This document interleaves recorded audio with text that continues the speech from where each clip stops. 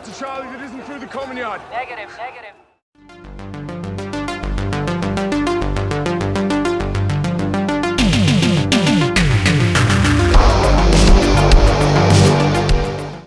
This review may not make me a particular popular man.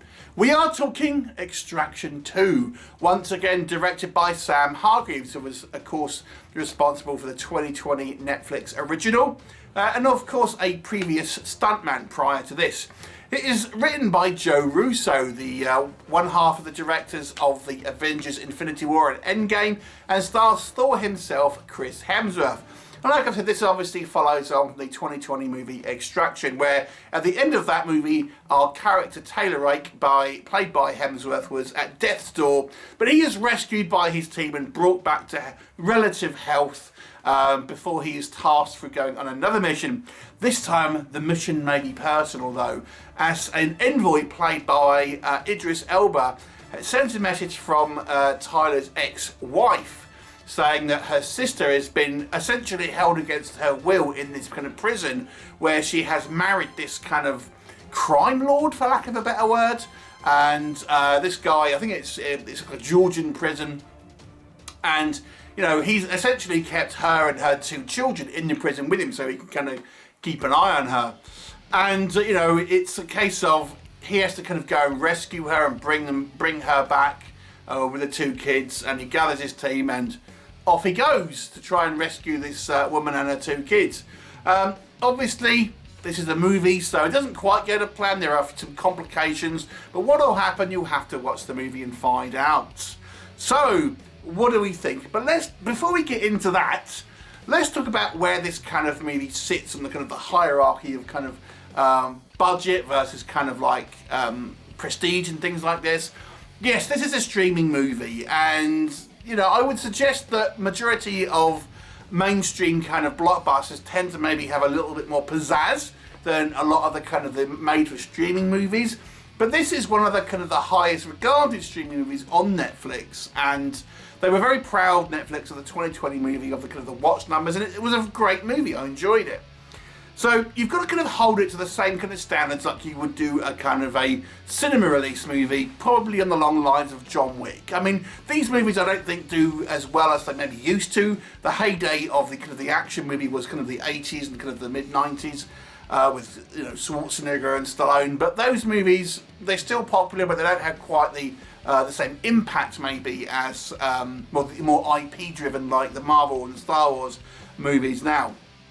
So, but it is a kind of still a somewhat of a major movie for a streaming service, and that's such you have to, I think, compare it to its peers. This is, if for example, if this was a, you know, you compared it to the run-of-the-mill action DVD movie you'll get, or a streaming movie, yes, this will blow it out the water. But I'm going to say I have some issues with it. But I'm going to talk about what I think works first of all, and Sam Hargreaves, of course, knows his way around shooting an action sequence, but this movie is pretty much wall-to-wall action. You have a little bit of kind of setup at the beginning, you have a little bit of a pause in the middle, and you have a little bit of kind of like towards the end. Outside of that, it is pretty much action throughout this film. And yes, they are particularly kind of thrilling to watch. You know, Sam Hargreaves likes a long take. I personally feel that kind of thing's a little overrated. I don't really see, long take. I prefer to have a good narrative personally, but there you go. Yeah, but they're long takes, lots of action, lots of kind of like stunts and kind of things like this. You know, it is an action movie fans kind of like all you could want in many ways. It is pretty much non-stop action. It's kind of, you know, high stakes. There's lots of stunts, lots of explosions, lots of body count. There's a, you know, huge kind of body count in this movie. And Chris Hemsworth as Tyler Rake makes a kind of a good action hero, as do his co-stars, his kind of team. They all kind of work together very well. And I have to say, I do think that this movie feels like it's found its footing a little bit. I do think maybe the first movie was probably made as more of a one-off, and if it was successful, maybe they'd look to you know, to do more.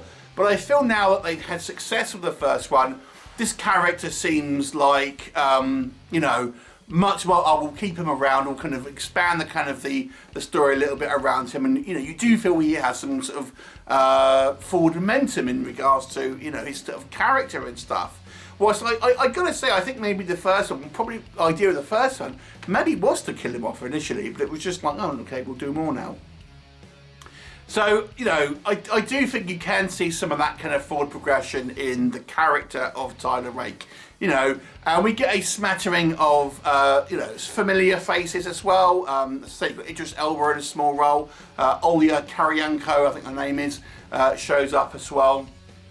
The budget looks like it's been spent on screen. You know, there's no denying that. There is like copious amounts of kind of like destruction porn here on screen. You know, it looks like they have spent a good amount of money making certainly a visual spectacle. But where do I think this movie is not particularly strong? Well, the movie really is two huge action sequences, top and tail by some short kind of like dialogue scenes. That's it. It's, you know, I was kind of expecting more in the plot a little bit. I have to say, I found the first movie, the narrative a little bit more engaging. This one, to me, it had some silly moments, and I just didn't think it had enough narrative in it. Let's talk about some silly moments to me, first of all. Okay, so the character of Tyler Rake is a mercenary who works for MANIA, as does his team, and yet we get his ex-wife hires him, his kind of team, and a whole bunch of kind of like red shirts to go and do this mission, along with a lot of hardware and things like this. I thought that would cost like hundreds of thousands, if not millions, to bankroll that to get the sister out. And there's kind of like one throwaway line about, oh, the money's in your account. But I'm thinking, I didn't feel like that was enough. Now you might argue that, oh yeah, well, Idris Elba's, he's working for someone else or something like this.